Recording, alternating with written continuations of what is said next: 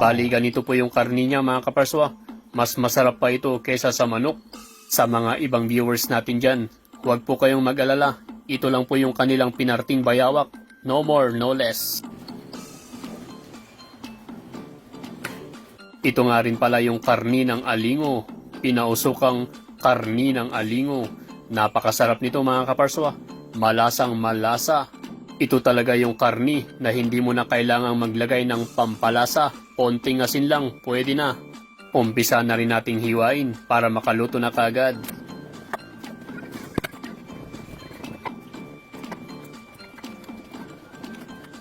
Gusto ko lang munang ipakita kung ano yung karni ng bayawak at nagkaroon na pala ng maggots.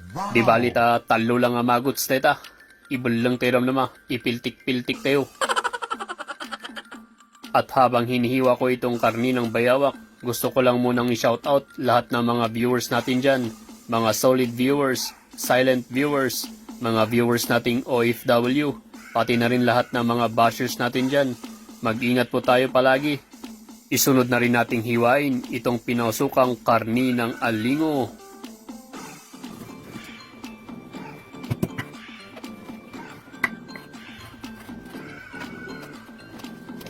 Hindi ko na pala ginayat yung isang pirasong karni ng alingo. Sa susunod na lang po. At ito na rin po yung ating pabida-bidang sibuyas. Siyempre hindi yan mawawala. Yan talaga yung nangungunang pangsahog. Isunod din natin itong ating bawang.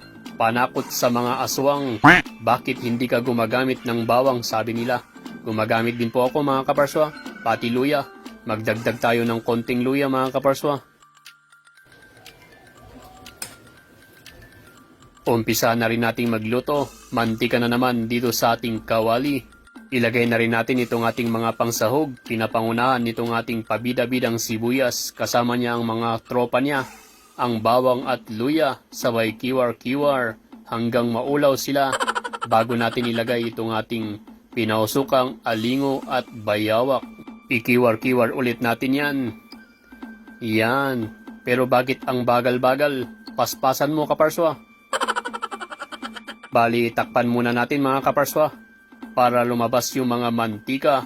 Makalipas ng ilang minuto, bubuksan na natin yan at nagmamanti-mantika na. Bali, maglalagay na rin tayo ng pamintang wasak na wasak.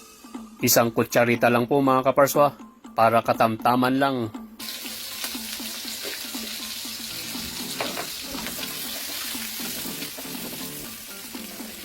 Takpan ulit natin yan. Pagkatapos takpan, inyapay lang ay buksan na naman yan. Dahil meron pa tayong ilalagay dyan mga kaparswa, maglalagay pala tayo ng konting tubig para naman medyo lumambot itong ating karni. Sabay takpan ulit. At bago natin buksan ulit, gusto ko lang pong ikwento ang napurnadang lakad ko noong nakaraang araw. Papunta ako sa Dangwa, papaliko dito sa kaliwa. Sa mga mahilig magnganga dyan o kaya'y magmuma, dito po kayo bumili.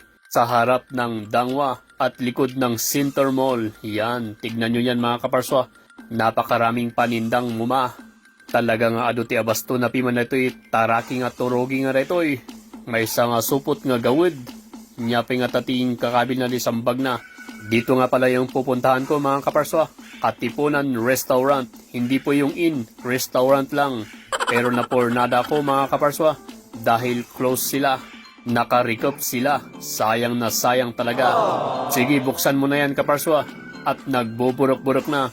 Bali, lalagyan pala natin yan ng pampakulay at swete. Yan. Pagkatapos lagyan ng at swete, lagyan na rin natin yan ng soy o kaya'y toyo. Shout out sa lahat ng mga tinutoyo dyan. Magsuka naman kayo, hindi palaging toyo. Pagkatapos lagyan ng toyo, tatakpan ulit natin yan. Tapos bubuksan na naman. Siyempre, siguradong may ilalagay na naman tayo dyan. Maglalagay tayo ng L'Oreal, pampabango.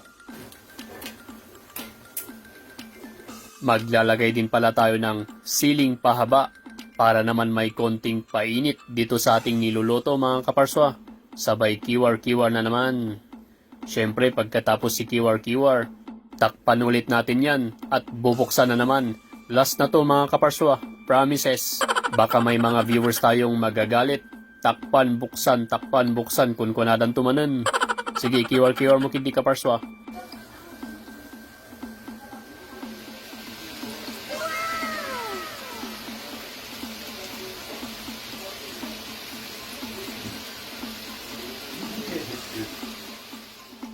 Ito na po yung ating finished product.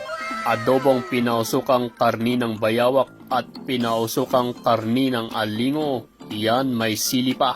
Pampadagdag anghang. Kain na po tayo mga kaparswa. Enjoyin tayong amangan. Sa mga viewers natin dyan, good vibes lang po tayo palagi. Iwasan po natin yung mga hindi magandang comments. At mag-ingat po tayo palagi.